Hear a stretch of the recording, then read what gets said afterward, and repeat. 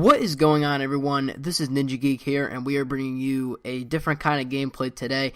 This is basically Murdered Soul Suspect, not from the beginning, because I didn't want to show it right from the beginning, and I wanted it to be kind of like, gameplay that doesn't really have relevance to, like, the whole, like, storyline. I didn't want it to be, like, like you just start off, and you're trying to, like, you find out something informational that happened within this gameplay that you're not really supposed to know until you actually go ahead and play it, or you go ahead and look for it more about it on YouTube. So I got kind of like this part where it wasn't really like that important, but it was more of like more gameplay style where you're trying to like get through to like different things and how the game actually kind of plays through. So basically what I wanted to do in this gameplay was go through, because obviously I did beat Murdered Soul Suspect already, and I wanted to just give my thoughts on it and tell you that it is one of my top recommended games.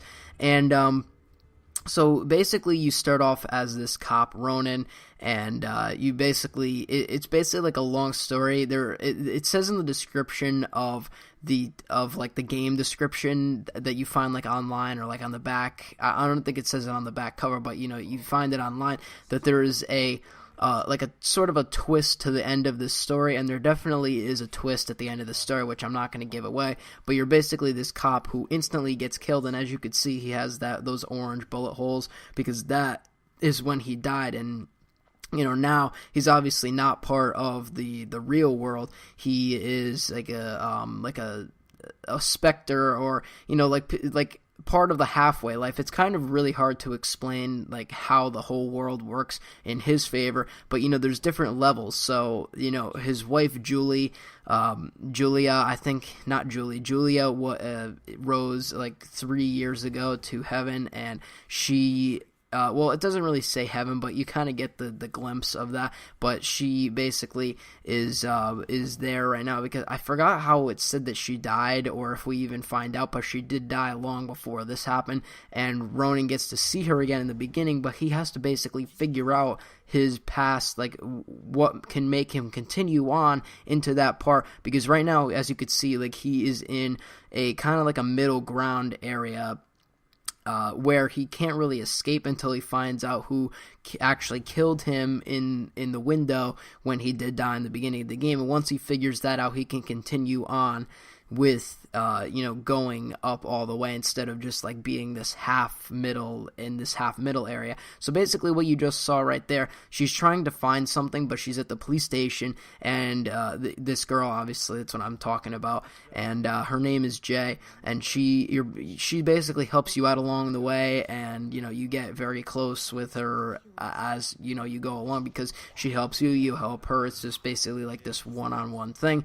And right here, he can't go through that, because that is like a demon sucking machine, like something of that nature. It doesn't really specify what they are on the ground, but it's like a demon like sucking thing, where if you walk through it, you will obviously either you will die, and you will have to try and fight your way out of it. So he could possess into Jay and just walk over it. So it's very some things in this game are very complicated to get used to. Like the first time that you start playing it, it's not like because sometimes you could poltergeist certain items like the TVs and stuff like that, so you could get Jay past them, like the cops get past to the other side, so that Jay could get past them without them noticing. So you kind of have to be in that sort of mind frame of, oh, I can do this, because if you're just like, oh, well, how do I get there, that it's not going to be, very interesting. And when you're trying to get through, you have to make sure that you can understand the different things that you can poltergeist, such as the TVs, the vacuums, anything really electrical. You can do the radios, the soda machines, and stuff like that, and that way you can make your way through, and she could make her way through as you continue on throughout the story. Now, I did want to point out that this game does have some glitches in it. First off, you could possess as a cat and actually play as a little kitty cat in this game, which I find pretty cool. But there is one little glitch that I find, like if you're as a cat, you can kind of like hang off the edge of tables and you don't like fall over. It's just like a clear spot over the table. And That's like one little glitch, but a major glitch that I did find within this game is that if you actually, like, during one part in like a graveyard scene where you're trying to like figure out how this murder is, because you know you're a detective, you're Ronan the cop, you're trying to figure out how this all happens so you can successfully complete your mission.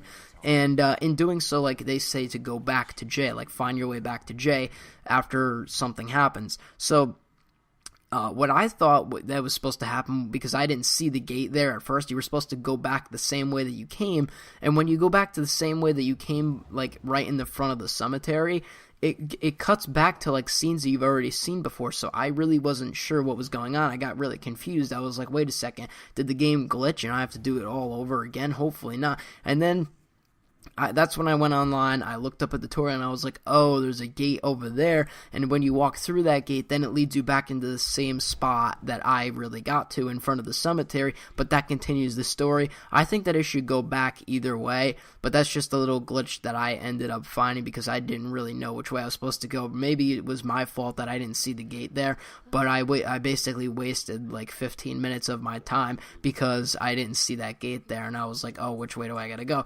But anyways, another thing that I really like about this game is just the whole storyline in general. Besides those kind of glitches that are within the game, the whole storyline of the game is really interesting. If you're a person that really likes the murder, like the mystery murder type of games where you're a detective, or, you like being detectivists to items and trying to figure out murders and stuff like that, this game is definitely a pickup. I got this game for $30. It was around there, but it's different like on the Xbox or the PlayStation Store or something like that. Usually digital downloads are more expensive, so if you could try and find like a disc copy online, like on Amazon or even at GameStop or something like that, if it's on sale, then you should try and get one of those, because the game, single player games, as their lifespan goes on, you kind of like lose the money value within the single player, so it's really not worth these $60 at the start. I mean, most people end up spending $60 if they really want a specific single player game to come out, but then as the months go by, it just decreases in value. So hopefully you can find this type of game. And the second thing that I want to note out in this game is that you start off here, and okay, I'm gonna say it, there are demons in this game, and demons are basically these things that fly around, and they could scare you. There has been points in this game where they have scared me a little bit, as far as like the sounds that they make, like let's say I walk into a room and then they make that demon sound. I got scared and I was like, oh, okay, there's demons in this room.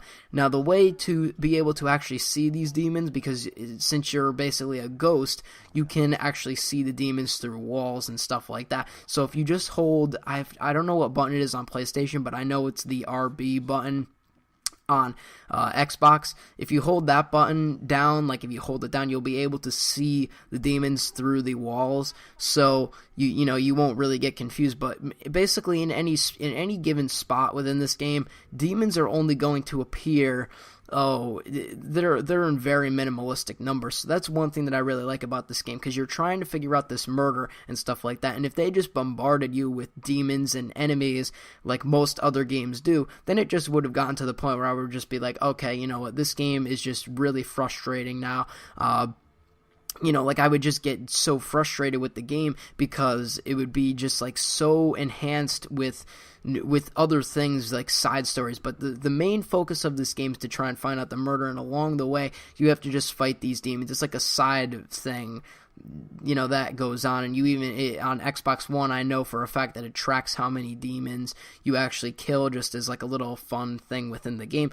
But I did want to make a note of that the demons you're not really bombarded with enemies. Like, I can't really think of a game right now offhand that you are bombarded with enemies, but I hate those games that are just like, okay, here, have fun with the game, and then throughout the whole entire game, you're just being like, it's just like exquisite amounts of just enemies that you have to fight, and the enemies take like 20 hits, and it's just like so much to do. And that's not what this game is. This game it has a really interesting storyline. Some say that it's short. It's a decent amount. It's a decent long enough story for you to get a hold of. But there's also there's also side quests within this game, so it's not just like you could solve the main one. Because I think I only got 55% of the achievements for this game, but the other percent are like different side stories that you could complete as well within the game. So if you really wanted to, you could go back and complete those side missions and try and figure out different stories and mystery cases of why that happened. So this game overall is really worth your money, and I really took the time to explain it and enjoy it, and I hope you did enjoy this gameplay here. I tried to explain it to the best of my ability. As I said before, right now they're in the police station because Jay is looking for her mom's, she left a book here because she was working at the police station, and she wanted to find this book to see if she could find lots of clues as to how to actually find her and help Ronan along the way. So that's why you're seeing this gameplay that you're seeing now continue on like that. So if you did enjoy this gameplay and are thinking about picking up this game, leave a like and subscribe for more content. I plan to be doing more of these reviews as I finish the next coming games, because I don't want to do like a review if I haven't finished the game. The only game that I'm going to actually do that for is is Halo Master Chief Collection, because Halo Master Chief Collection is basically Halo 1, 2, 3, and 4, and I'm not going to wait until I finish all those games. I'll probably wait until I finish 1 or 2, because I'm close to being done with 1 right now, and then maybe I'll do 2, and then I'll do a review of the game, but, because that game is just insanely long. But so basically that is it for this video. If you did enjoy, leave a like and subscribe for more content. I'm Ninja Geek. I'll see you on whatever my next video happens to be. I'm out. Peace.